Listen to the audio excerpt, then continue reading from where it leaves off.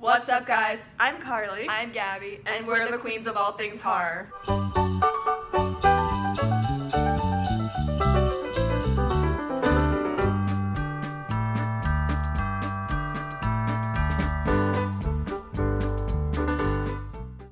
So if this is your first time seeing our channel, don't forget to click the subscribe button to see any more of our future posts and click the notification bell to get notified every single time we post, and follow us on our Instagram at Qoath.horror. So for the third episode of the Qoath Holiday Special, we're going to be reviewing Jack Frost 2, and we actually reviewed Jack Frost, the original, a year ago today, so we thought that it would make sense if we do the second one. And the original review for the first Jack Frost is linked in the description, so if you guys want to see that, you can watch that, and then you can also come back to here, or vice versa.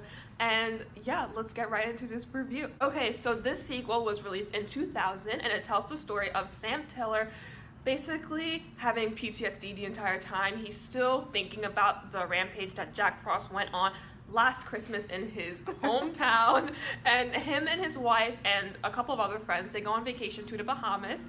And of course Jack Frost ends up finding them there. That's why it's a sequel. Jack Frost ends up getting to the Bahamas somehow he doesn't melt, but he gets to the Bahamas, and then he just starts torturing and going on a whole rampage and turns the island into a snow town. So as always, it's great to start off a review with positive aspects of the movie. So the first positive, and I think one of the best positives, if not the only positive, is the kills in this movie were absolutely beautiful. They were so gory and stunning, and there was a high body count. There was a really high body count, actually. He was just so ruthless and just going at him.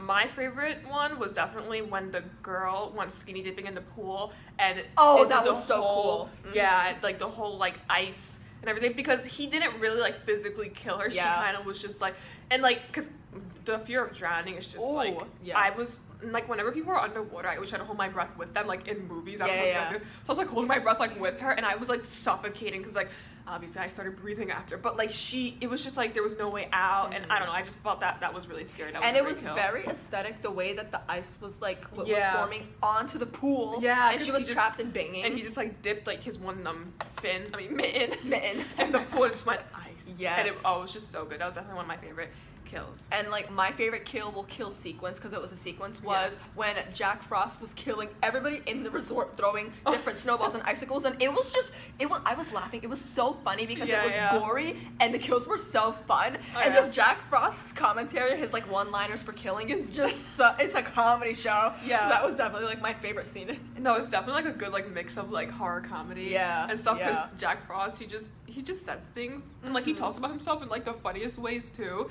So yeah, and then also that kill sequence was like very fast paced, and everyone was like all frantic and stuff. So like no, that was enjoyable too.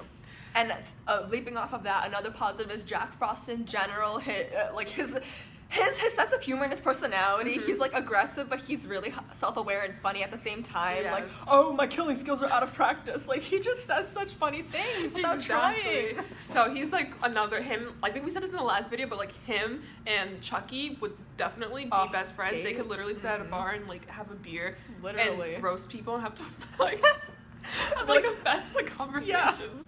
So while this film was pretty decent, there were a few things we found problematic. It was extremely long, rather it felt long. It was, I think, 1 hour and 30 minutes precisely, and it just was dragging and dragging and dragging. They spent so much time.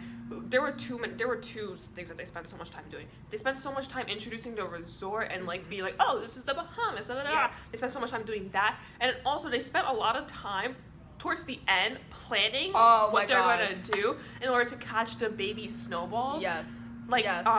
Sam Tiller's wife, she was being so dramatic, and she was like, there was a part she was like, I'm gonna save the day. Like, first of all, it's nighttime. Unnecessary language. Okay. And she was just being very dramatic. Everyone was being so dramatic, and they spent so much time being like, oh my god, what are we gonna do? It was so much back and forth, like unnecessary dialogue, and also on top of that, the acting was so bad. So bad. Like, okay, the first movie was really, really amazing, and the bad acting added to the fun, but in this movie, the bad acting really like made it a womp womp womp. Yeah. So. And like, of course, like Jack Frost, like his movies aren't supposed to be taken so seriously, and we obviously didn't take this movie seriously, but like also it's so hard to like try to enjoy a movie that's supposed to be enjoyable, but when it's just like so bad, like with the acting and like the dramatic storyline, it's like, oh my god. And like, for example, like the original Jack Frost, it was so silly but like fun and like so entertaining. And of course, it's not supposed to be taken so seriously. And we didn't take it seriously, and we loved it.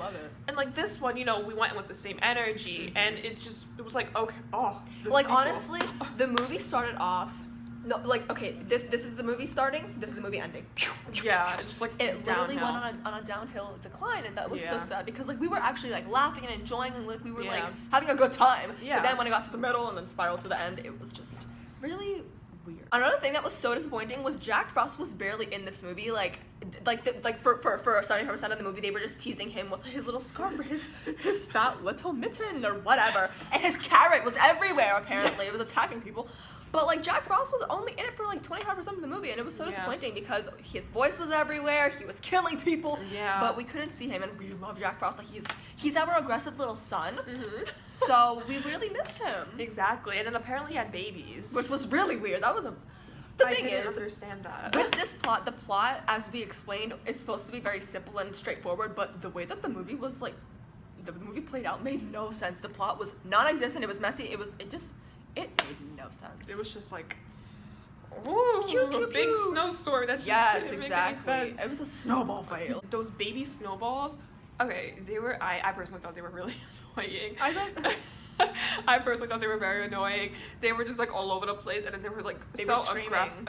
Screaming. They were so aggressive for no reason, and I was not fans of them. They didn't serve any purpose. They didn't serve any purpose, and the point of them, it made no sense, but they were so cute. Oh my god, they were cute. She sent me a picture. She was like, oh my god, that's so cute. It was so cute. No, but there was this one part where Jack Frost was like petting his snowball baby while it was dying. He's like, my family, you can die now. And the snowball was crying. The baby was crying. I'm like, what's going on? It was crying. Yeah. Oh my god. And then they were like trying so hard to kill the snowballs too. There was one where they tried to make it into a waffle. Oh no, when they put it into a blender, it turned into water, and then he came back into like the tub, and he was like, that was fun. And I was like, it served no real purpose. Yeah. Like, there was a lot of pretending to have comic relief in this movie, and also Sam Tiller, the main character, he kept going back and forth, back and forth, back and forth. His character was really annoying. It was so annoying in this movie, and like his wife was annoying. Just everybody was annoying in this movie. Yeah. Because I don't know, just the characters didn't feel right. Yeah. So all in all, this movie, it was mediocre. We don't love it. I probably wouldn't watch it again. The first one definitely. Yes, definitely. We will soon. Yeah. But this one, like, okay, the creators tried, they didn't succeed, but it wasn't a complete like flop, you know. It was just kind of like, okay. It was like you're on a sled, you're going downhill, and that's what happens to you. Perfect simile, whatever metaphor, because we're talking about snow. Exactly. Snow. Okay. So, all in all, I mean, if you want to see it, you can. If you don't, it wouldn't make or break the duo. But definitely recommend the first one highly. So watch that one during this season. So much fun if you watch with your friends. I wouldn't recommend watching it with little children, but it's fine. Yeah, definitely not. No. But anyways, we hope you guys enjoyed this quick little fun review for the Qoath Holiday Special. We will see you guys next time. Bye. Bye.